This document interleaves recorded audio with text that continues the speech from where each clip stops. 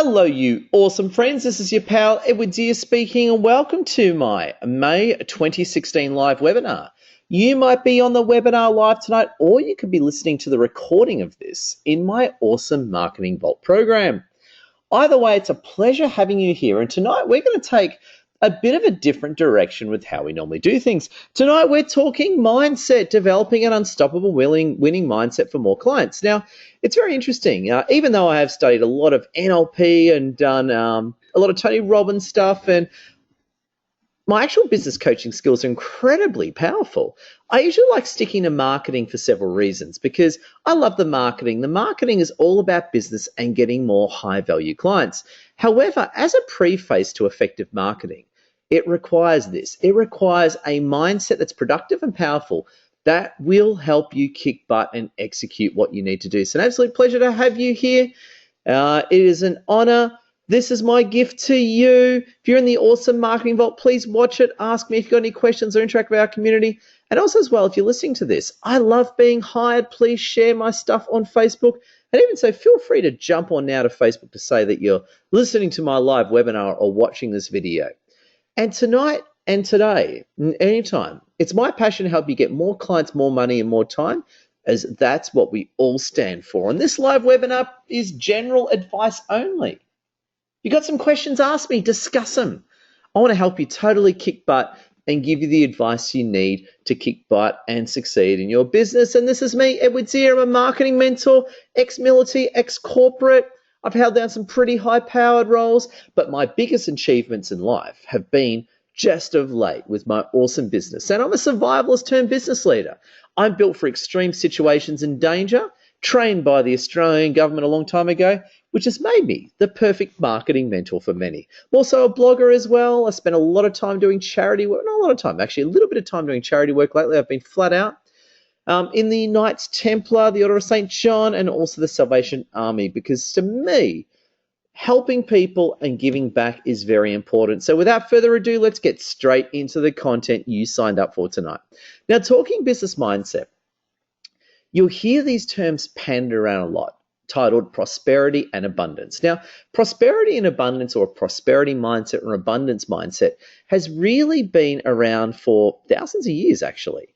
If you, as someone who's read the Bible several times and used to teach Sunday school, abundance thinking is actually a core theme of many religions, including Christianity. And basically what abundance mindset from a religious point of view came down to, if you believe in our interpretation of God, you get the good stuff, be it you get more blessings in the real world or you get some kind of awesome afterlife or whatever. A very common promise of a lot of the world's monolithic religions. Now, what's interesting is as Europe grew and a lot of Europe and Australia and the Western world became secular, meaning the separation of church and state, abundance thinking, even though it still exists heavily in religion, a lot of it seeped into conventional modern-day society. And, well, actually not a lot of it, but a little bit of it did. And what we actually had was, if you go back, not too long ago, really to the 1980s and 1990s, you had a lot of the, how can I say, quote-unquote non-religious gurus come to the surface, basically teaching about abundance mindset and that type of thing. Now, basically what abundance mindset is compared to poverty mindset is basically this. Having an abundance mindset is having a mindset of growth and achievement, okay? So I'll give you an example. Let's say you're not doing very well in life, like I was once. Let's say you lost all your money like I once did, and you had no money, and your life isn't going anywhere. Now, the facts are, let's say your bank account is zero and you don't have a business. Let's say they're the facts. There's two ways you can play out things. A abundance mindset would give you the thinking that, hey, it's a big world out there. I can actually focus on creating a business. I can actually get some customers. I can actually build a new life for myself and make more money than I ever thought possible. That's an abundance mindset. It's one of abundance as in seeking more and seeking more results. That's what we call abundance thinking. The other side of it is what we call poverty thinking. And I want to explain both differences just to make this point. Poverty thinking in that situation would be really a victim, as in, oh, God, I've got no money. I'm totally unsuccessful and I'm going to be a loser forever. Now, the reason why I'm saying that, and even though I'm putting on a funny voice, I just want to make that distinction here. Abundance thinking is absolutely critical if you want to be wealthy, pure and simple. And for me, I was in that position where I had no money. I had to start my life again after the GFC. And basically, it puts you in this position. Abundance is choosing to think in a way where you can create and achieve more. Poverty is when you feel like you're done and you can't create enough. So the thing I want to really advocate here is if you're not already thinking in terms of abundance, which I never used to be, it took me some years, start thinking in terms of, yes, I can create. Yes, I can achieve more. Yes, I can be a millionaire. Yes, I can make lots of money and that type of thing. Now, get moving right along. As the world changed during the 1980s and 1990s, I'm showing my age here, we noticed that there was a massive growth in all the get rich quick schemes, all the property stuff, all the motivational speakers, and I was actually quite into all that. Then the GFC hit from memory in about 2007, 2008, and that really gave a massive shake-up for the world. Globalization has continued. We've got mass immigration and migration. Talking about from a religious point of view, a lot of people in the UK are freaking out saying, oh my God, Islam's all over the place. And equally, a lot of people in the Middle East are saying, oh my God, Christianity's all over the place. It's a result of globalization. Now, talking about you and me, the entrepreneur has risen. And basically it means this. The market is tighter and tougher than it used to be, but our technology is better, we're more savvier, and there are just so many opportunities out there for us to create absolute lives of wealth and significance. And as you can tell, if you listen to the way that I think, don't so much listen to my words, but actually listen to the way I think, you can tell that I'm thinking with a complete abundance mindset. And if anything, if you can leave tonight or today or whenever you're listening to this recording or listening to me live with an abundance mindset, that will revolutionize your whole life from start to finish. I invite you to really consider that. Also, as well, while you're here, feel free to ask me questions live. You can type it into the chat box, or if you're watching this recording, you can email me too. Now, talking more marketing, right? Bring it back to marketing. When we're busy running our businesses and we're being successful and we're doing what we need to do, let's say we've learned a given marketing strategy or an idea. We actually have to do it. And this is where really I think mindset is the quite obvious one. And I've had this before. Not so much like, not recently, thank God, but some years ago with some of my very, very early clients. Most of them were pretty awesome, but I had a few ones which you could tell them to do something, you could demonstrate it, you could prove that it would work, and they just wouldn't do it for whatever reason, be it they didn't believe in themselves or they didn't have the discipline or whatever the case may be. Ultimately, if you don't do the marketing in your business and do the work, you're not going to get the financial results. Now, I know a lot of you on this line might be thinking, oh, cool, that's just really obvious. And you know what? It is obvious. However, it's actually not that obvious because even me at times, even we let ourselves get undone. Because here's the reality. When we're in business, throughout the highs and lows of life, we got to get stuff implemented. We got to get stuff done, and we got to put it in place for maximum success. Now, I'll give you an example. This photo was taken last week at the New South Wales Business Chamber. I've got some great people there. A man on the far left who I met. We've got the awesome Laura, me, Peter, Elisa poking a tongue out, and Chris Waters on the right. I assume the guy with the glasses is, and the rest of it is, we are all clear abundance thinkers. We're out there. We're in the community. We're looking for new opportunities. Now, that's the way we choose to look at things. The opposing way of looking at it is, oh God, Sydney's just so hard. I'm just not going to make it. I'm just not going to go anywhere and give up. So I hope that's sort of helping. I'm sort of trying to play both types to sort of paint the difference between a poverty mindset and a prosperity mindset. Now, the reason why I want to paint both is because I used to be very poverty-based in my thinking, and it took a lot of education and work and attention and success to train myself out of that ineffective mindset. And here's a big thing, please don't be a talker. Now, I'm having yet another shot at my older self. Some years ago, maybe about 15 years ago, I used to be a little bit of a talker, and a lot of my original work failed. The big thing I want to advocate is you have to be a person that just does it. You get stuff done. And there's two things I want to illustrate here, and I sort of was doing this before. Victim status versus leadership. Now, on a side note, I've actually been studying a lot of different issues lately. I've actually been studying a lot of modern day feminism, gender roles. I've been looking at, a lot of controversial stuff. And it's been very interesting. when you actually look at all of the modern day feminists. Now, the reason why I say my mother was a feminist. She fought very hard for women's rights. But the modern day feminists have a real victim mentality behind them, which is sort of what I want to dig into and sort of explore and use this as an example. And I'll use feminism as an example because women's rights are very important to me. However, the latest feminists have a very different view compared to, let's say, my mother's view. And I want to give you these examples and use feminism as an example and then talk about business because I think it illustrates it very well. A victim, as per Google Dictionary, is a person who has come to feel helpless or passive in the face of misfortune or ill treatment. Now, what I love about this definition is it says passive. In other words, as a victim, something's happened to that person and they feel passive, as in, God, I've lost, that's it, I surrender. The leader definition is this: the person who leads or commands a group, organization, or country. And then continuing on that definition, had the leader of a protest group. Now, the reason why I like using the Google definitions and sort of bringing my mother and talking about feminism for a moment is that in, let's say, the 90s, when my mother was an inspector in Victoria Police and she was really high up, she really advocated a lot for women's rights. And she was a leader in that regard. She took the viewpoint of protesting against the system, helping women speak out and getting attention, that sort of thing. And she did a great job. And I think in those days, feminism was very progressive. However, tragically, a lot of the modern day feminists are more victims. And they take the viewpoint of as in, well, there's this patriarchy and all the men are stacked against us and we're just going to complain about it and we're actually not going to do anything about it or create anything new. We want, the system to compensate for us.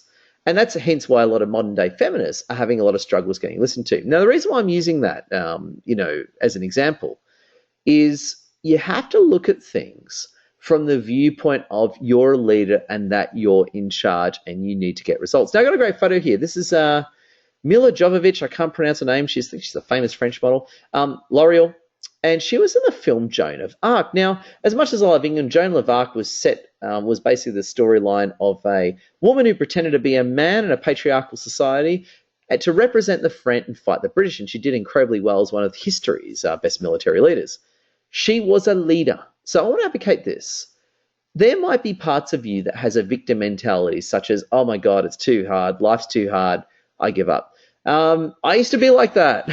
I used to be a real victim and my life didn't get anywhere. And when I got out of victim mentality and got to leadership mentality, that's when my life really changed. And to me, I like how it says the leader of a protest group as the definition on Google, because to me, in our own businesses, that's what we've got to be. We've got to be our own representative. We've got to be our own patriot. And we've got to really believe in what we're doing. And this is very effective to give us the foundation as a marketer. Now, I'm going to go into a few different strategies in a minute. And I was actually talking to an awesome client today who's actually on the line today. Now, I'm not going to mention who this person is, but awesome client. I have utmost respect for you and you know who you are. And this section is dedicated to you. I will say this, though. Their name starts with the letter K. And that's all I'm going to say without blowing their identity. Now, what I do suggest, now talking more marketing, again, I'm not here to talk spirituality too much, but talking pure marketing. When it comes to pure marketing, what I actually have on screen are my old KPIs. So in January 2014, which is a bit over 2 years ago, the KPI stands for Key Performance Indicators. And this is basically the activities we need to conduct every week to achieve results in our business. Now, where mindset comes into it is we have to have a productive mindset that helps us get more done. So in this scenario, my KPIs are my weekly shopping list. Now, please, if you haven't got these, I beg you, I compel you, I urge you to get these written up for your own business because these change everything for me. And basically what KPIs are simply the weekly marketing tasks you have to do in order for your business to work. Now, it comes down to this. When it comes to your marketing, if you just market when you feel like it, it's like paying taxes when you feel like it. It's like going to the gym when you feel like it. It doesn't quite wash. You need to market. Yeah, a good business has systems for everything. They're great at their accounting, they're great at their IT, they're great at their product delivery, and they're great at their marketing. They don't market when they feel like it. They have a plan that they work to. Now, what it is a shopping list. And if you're interested in a copy, you can send me an email. I'll give you my email address at the end. I can email you this so you can have a look at it if you like to. Now, what I encourage you and I beg you to do is actually write a list of the things you have to do every week for your business to work. Now, in this scenario, these are my old KPIs. They've changed a lot. My new KPIs are quite boring compared to the old ones. I thought I'd leave the old ones in here to make it more interesting. In those days, per week, I would go to 3 networking events. I'd meet 3 people a week. I'd do 3 nice things for other people. I'd ask for clients 3 times a week. I would post at least 5 times on social media. I would at least call 8 clients. I would, appreciate my life at least 7 times a day. I do my emails, and you can see on there. You can even see that I'll have 6 fitness slots at 30 minutes each. I even do 5 written articles, so you can see I was quite busy 2 years ago, and it's worked really well for me to this day. Now, I'm not saying you have to do them in your marketing plan, but let's say hypothetically you know you have to go networking every week. You have to go, let's say you decide, I need to go to 2 networking events a week to meet enough clients. And let's say you're a Facebook person. Okay, I need to put a post on Facebook every day. Let's say you're a LinkedIn person. Okay, I need to make contact with at least 5 people a day I know through LinkedIn. You're getting it. You're getting what I'm getting at. Let's say you got to run a live event every month. Then that is on your marketing plan. And it's very important. So then that way you're not marketing when you feel like it. You've actually got a consistent plan of action that you're following to. Hey everyone, and let me know if any questions too. I had a few more come in. Hello, awesome friends. Please ask me any questions if you just come in. So this is very important. This is a key part of mindset because life has lows and highs and highs and lows to it. You need to be able to keep marketing regardless of what happens around you. So that's very important, having set KPIs. And you notice on the left, on the right, I have quarterly mission and 12-month goal. Just zooming up on them. What I find is very important is we have a quarterly goal of what to achieve, and we have a 12-month goal of what to achieve. Now, this is reflecting back on those years, over 2 and a bit years ago. A quarterly mission is what you want to achieve within 3 months. And the 12-month goal is where you want to see the business after 12 months. So basically that time it was this. Quarterly mission, contribute with excellent quality, acquire awesome clients, research new technology, public speaking, drive online, and 24/7 automation. My 12-month goal was earn at least 120 years per year of income, have at least 15x high value clients, and be known at least by 500 people across Sydney. Now, the reason why I have this here is several things. You got to have your KPIs. You need to know what you want to achieve in 3 months, and you've got to know what you want to achieve in 12 months. And you can do 3-year goals and 5-year goals, but I usually don't recommend it because it starts to become a little bit meaningless. Because, I want to be this in 5 years. It starts getting a little bit up in the ether, and it works for some people of 5-year goals, but it tends to work very poorly for me personally, but you might be different. The point I'm making here is you really want to have your weekly activities. They're absolutely critical. Your quality goals and your 12-month goals. I can only swear enough by that. If anything, please do this. If you do this from tonight's webinar, you will make some massive results in your business. Now, I want to do through some my top 7 favorite mindset strategies, referring on the ones that we've done. Number 1, and I'm going to talk a little bit soft and a little bit hard. Number 1 is belief in victory. Now, this happened to me. This may not relate to you, but it will relate to some of you. When I started my business, I was a bit of a defeated character. A lot of my life didn't work out. I had a level of success, but then lost everything due to some poor decision making on my part. And for me, I was a little bit defeated. And what I had to develop was basically belief in victory, where even though my life wasn't working and I sort of felt up against it, I had to look deep within myself and actually believe that I can win. Now, it was very hard to do that at the time because I had real shitty results around me. So I had to convince myself against the results around me that I'm going to win. Right now, I am winning, but right now I'm totally pumped I'm going to win even more. Now, here's the reality of things is that let's say wherever your business is and you want to double your business, you triple it, you want to launch it, whatever you want to do. You can do it, but it may not be the current version of yourself, but know that you shall prosper in the end. So, for example, the person I am today is capable of earning way more income than the person that I was a year ago because of my skill rating and how hard I've worked and all that. So what I want to point out is you have a belief in victory, but not a crazy, I'm going to take over the world, insane sort of belief, if you know what I mean. Okay? Something you want to think about, and using a very dark example to produce it, it's like the crazy guys of ISIS in the Middle East. They've got crappy technology. There's not that many of them, And they believe they're going to take over the world. And it's just utterly insane. They're up against the world's global armies, and even themselves don't even like each other. But then think about it, right? Donald Trump then turns around and he has a genuine belief in victory. I believe he can when he's got the best military in the world at his disposal. So I hope you can see what I'm sort of going there. Believe that you can win. And remember, you might have to grow and improve to do it. You have to also believe in a new future. And as what I referenced before, your track record may not be the best. Mine certainly wasn't. Very good example, and I was someone who struggled with his weight too for years. You might feel, oh, I'm fat. I've been fat my entire life. I shall never be thin. It's actually very logical to think that. Let's say you've been fat your entire life and you're 20, right? And you think, oh, I'm never going to be thin because I've always been fat. It's actually a reasonable thing to think that because you have been fat your whole life. However, it is bad thinking. And I remember learning this at Tony Robbins some years ago. The past does not equal the future. So just because you've got a shitty track record or things may not be the best, please tear up that thinking. You can start a new slate and create something new. And let's say you're actually doing a pretty good job already. You're doing a pretty good job. That's great. That's just freaking awesome. If you're doing a pretty good job and you want to do a great job, no sweat. A new future created and work to it. Number 3 is, I like this one, there's 365 days to a year. I think there is anyway. You got to know what you want to do every day, which is great. Now, the reason why I say that is this has happened a lot to, I've seen a lot of people do this. They come up with these real crazy goals, such as, oh, Cord, I'm going to make 200 grand in the next year. I've got a business of nothing, but I want to be billing at least 200 grand a year from now.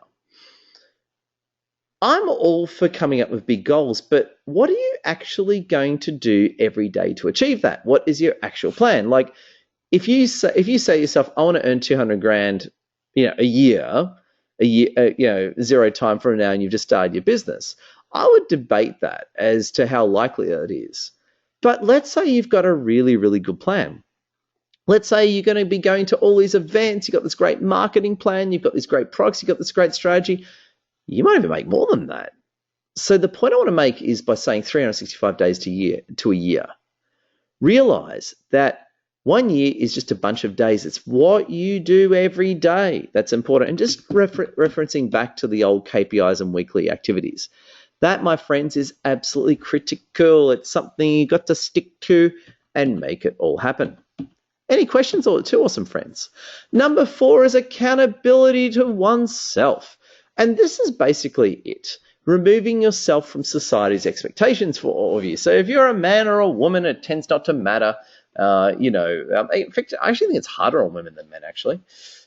Because what it comes down to is society puts expectations on us. If we're a man, we're meant to be tough, we're meant to be brawn, we're not meant to complain. If you're a woman, and I think women have got the short end of the stick, is that you've got to be terrific, you got to be beautiful, you got to have 5 kids, you got to be a CEO of a company, whatever crazy stuff. Now, what I'm getting at is you want to strip all those crazy expectations that are put on yourself, and you want to come up with expectations you put on yourself. What do you want to achieve? What do you want in your life? What are your own goals and objectives? And as I've always said, so I'm talking on a weekly basis. There's a reason for that. The human brain works on a weekly basis, on a daily basis. Our brains through thousands of years of evolution tends to work best on the daily or weekly basis. We don't work on the 10-year basis. Our brains aren't built that way. So you want to think about the own goals that you have. Live to it and work to it and achieve it incredibly well so you can create the business and life that you want. Now, here's an example. In the photo at the back is this great guy who I met actually recently at the British Chamber of Commerce called Ben Hughes. This cool guy, he runs a wine and cheese catering and training company. And this one, he does these awesome wine tasting events. So you can see in the photo, my wife was to my right. You can see all the people lined up. And this guy's very cool. He is totally an independent thinker. And he's built a very, very impressive business by shedding the expectations of others around him. So I just want to share that one with you. Number 5 is health and sustainability. You might think, oh, Cord, Ed, we're here to talk marketing. Why are you talking about health? Well, when it comes to marketing, if you're not in good shape, it's very hard to bounce around town in your car or put good videos on Facebook and that sort of thing. You want to be healthy. You want to be in good shape. For this reason, you move faster, you think faster, and you resist negativity better. Now, what happened to me is I'm working in a shared project today, and someone annoyed me in it. I got upset today. I got angry today. But because I'm in really good physical health, I could shake it off pretty quickly and carry on more. Also, too, is that as we're in better health, creative ideas come out of nowhere. And you can just be sitting there one day going, wow, that is a great creative idea. I'm going to implement that for massive results. Now, the point I want to make here, if you're feeling like crap, it's very hard to come up with creative results. If you're feeling awesome, it's very hard to come up with awesome ideas. And it could be the idea like I had. Like I came up with this crazy idea of putting 5 videos a day on Facebook. Who would do that? I don't know. I started doing it, but guess what happened? It worked really well and won me a lot of clients. So just putting it out there, awesome friends. Heaps of different ways you can get creative ideas. But I tell you what, being healthy and sustainable is good. That's one of my friends, Elise Wilson. She is a personal trainer. She'll be about 5'1", and she could run a marathon tomorrow. The other one is happy being tough. Now, this actually tested me today, actually. I actually got, in a shared project, some naughty person did something mean to me and pushed my buttons today, right? Now, happy being tough is this, and Donald Trump actually talks about this a whole lot. As you get more successful and as you grow in your business, people will try and take you down at some point. It sucks. I know it doesn't sound very positive of me, but I'm here to tell you the truth, not just say nice positive stuff. Now, well, it's simply this, and even it happens to Gordon Ramsay too. I'm a big fan of him. As you get more successful in your business and you rise and you succeed more and you get more achievements and that sort of thing, people will try and take you down. They might try and take advantage of you. So it's important that as you succeed, you have to develop a sense of toughness about you. Now, what I did very incorrectly, and I want to share my mistakes with you, is that I started getting really tough, but I started getting really angry too. So I was tough, but I was angry. And then I realized, hang on, I've got to be tough and happy because I'm sick of just being an angry person all the time, which I got a little bit angry at one point. You want to be tough but happy. And what I mean by that is that you want to be happy, you want to feel good, but when someone screws with you, you can flick on the pain and completely deal with it. Because at times you're going to have to be assertive. I had to be assertive today when someone was trying to screw me, but I dealt with it and got over it. It was over something minor, and there's going to be repercussions for them. But just putting it out there, they weren't being very nice to me, and that's just the way things go.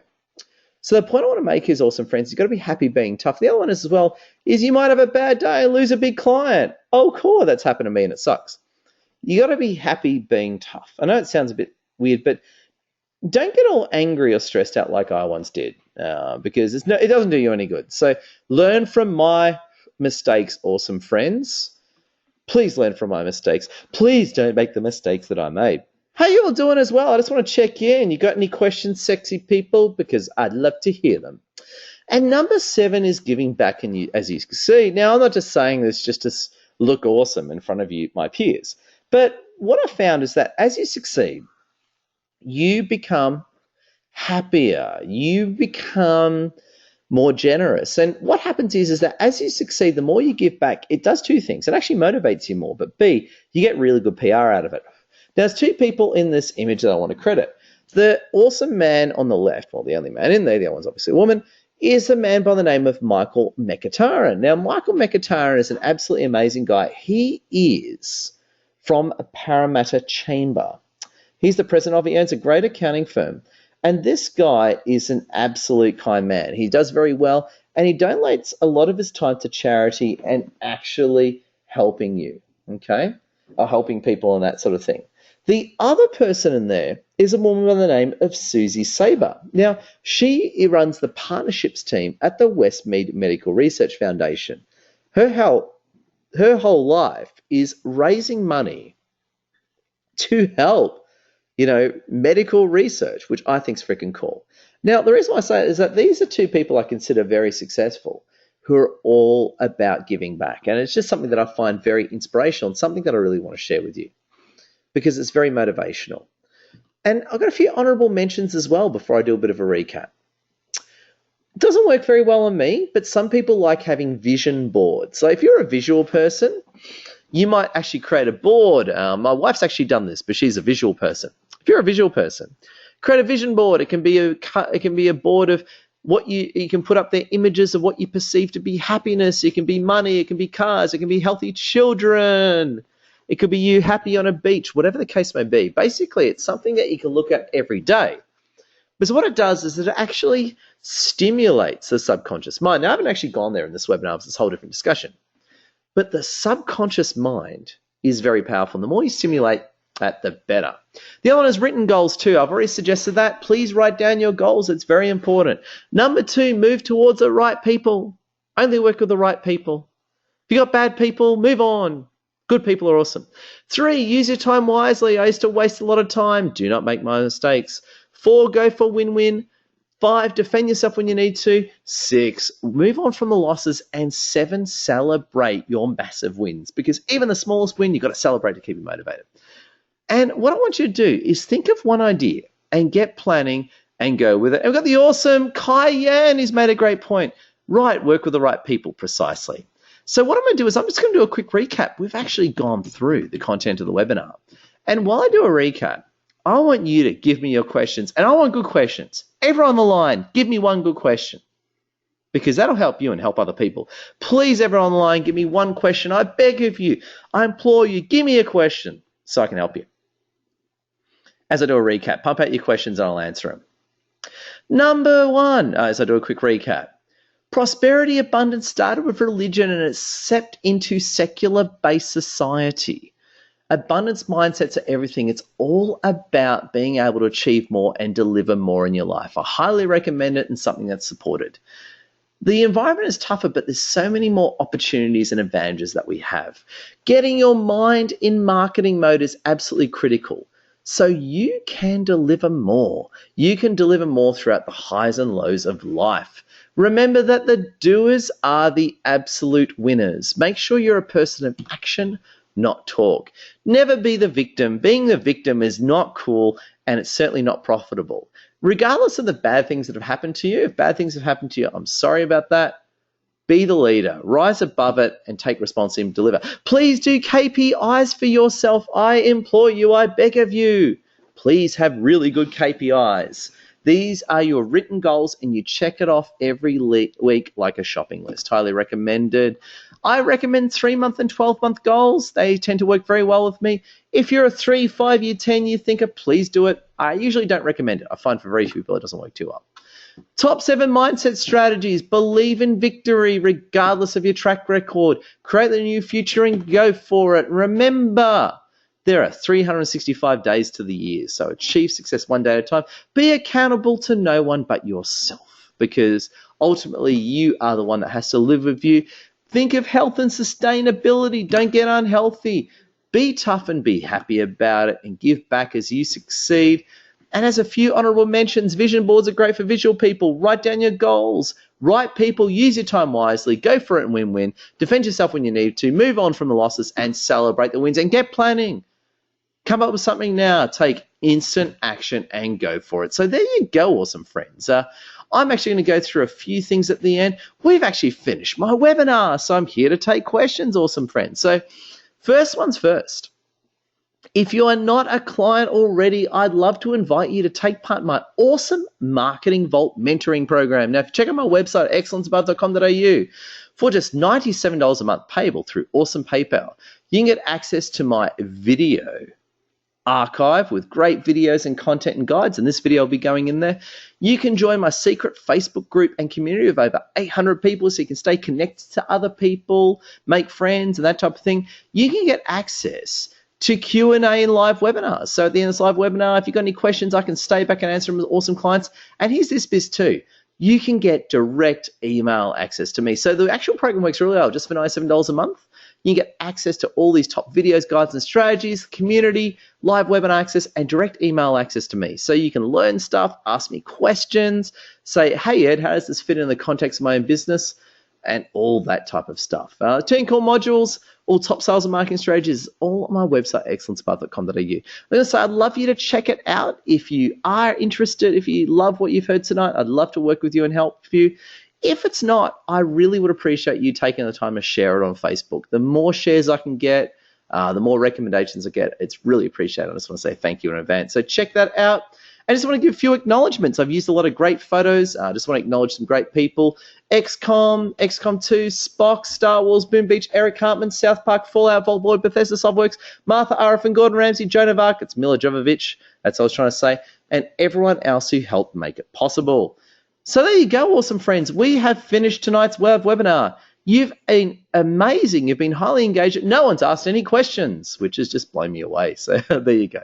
So also thank you. If you do come up with some questions, please email me, edward@excellenceabove.com.au. And of course, I'd love you to check out my website, and anything you do to help will be very appreciated.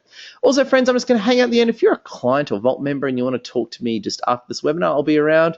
If not, I wish you a good evening. So love your work, friends. Stay awesome. And I'll talk to you. Hey, got a question from Kai Yan. Awesome, Kai. Kai is the question asker. You get a big clap, clap, clap from me. Now, Kai Yan's asked me a very, very good question, which totally resonates with me. Edward, when you feel down, what is the best way to get motivated and get back into action? Now, that's an interesting question. When you're feeling down, which happens to a lot of us, especially when we start out, everyone is different, okay? But basically when we feel down, there can be a lot of different reasons for that. Now, what I can tell you without being a psychologist is that when you feel down, you need to listen to the reasons of why you feel down. Do you feel down because you've done something wrong? Do you feel down because you're physically sick? Do you feel down because you're telling yourself something silly, okay? So I used to feel down all the time, for example, and the reason why I felt down all the time is because I used to keep saying to myself, oh, Ed, you're a loser, you're not very successful. I used to have really bad internal dialogue. That's the reason why I felt down. Now, in very simple terms, there are a lot of reasons why we can feel down. One of them can actually be because we don't take action, and it creates this guilt cycle. So let's say you got things to do and you don't take action, and then you feel guilty. And because you haven't taken action, you feel guilty, you start telling yourself a loser. I'm not saying it's true, but you just start lying to yourself. And that just totally demotivates you. If you're in a situation like that, the brain is weird. The brain tends to enter these weird mental cycles, and it sort of feeds itself. So let's say you're going to do something to yourself, or do something for yourself, and you don't do it. Then you feel guilty. And because you feel guilty, you feel bad. And then you feel worse. And then because you feel bad, you don't take action. You have to break the cycle and do something. So what I usually suggest is, let's say you're feeling guilty because you haven't taken action. Don't forgive yourself. Take action. Force yourself to take action. And when you've taken action, then you can forgive yourself and say, look, I missed that. I stuffed it up. I wasted a lot of time. But guess what? I've done it and I feel awesome. So it depends on the motive. Let's say, for example, this is me talking to you here. I've always had a lot of problems with food my whole life. I've never been into drugs or gambling or anything like that, but I've always had trouble with food my whole life. I'm in very good shape right now, but I've got to watch it. I've got a real food addiction if I'm not careful. In that scenario, the way the food addiction works, and believe me, I know food addiction very well. You start eating, and when you start eating, you feel good. But then afterwards, you start feeling really bad because, you're full of sugar, you're full of junk food, and then you feel guilty and you feel bad. Then the way to cure it is to eat more sugar. And then you feel good for that moment. And then when the sugar wears off, you feel even worse. And it just enters this horrible cycle of defeat. Now, to break that cycle of defeat, and which it's happened to me many times. I actually did a little bit of that the other week. I was a bit naughty. I ate a bit of junk food and I entered that cycle. The way you break that cycle is by stopping the cycle. Now, for me, food addiction, I've had some big problems there. You have to stop the cycle and get over it, okay? So if you're feeling bad, there's a reason why you feel bad. You've got to break that cycle and get out of it. I hope that makes sense. Great question, Kyan. Any other questions while I've got you there? Got you there. Think of why, and then break it. Any other questions, awesome friends? Well, you guys and girls, when I say guys, I don't mean any gender to it. I just mean you awesome people. I just want to say thank you. It looks like the end of the webinar. Well, you awesome friends, email me afterwards. Love your work. I'm going to stop the recording now.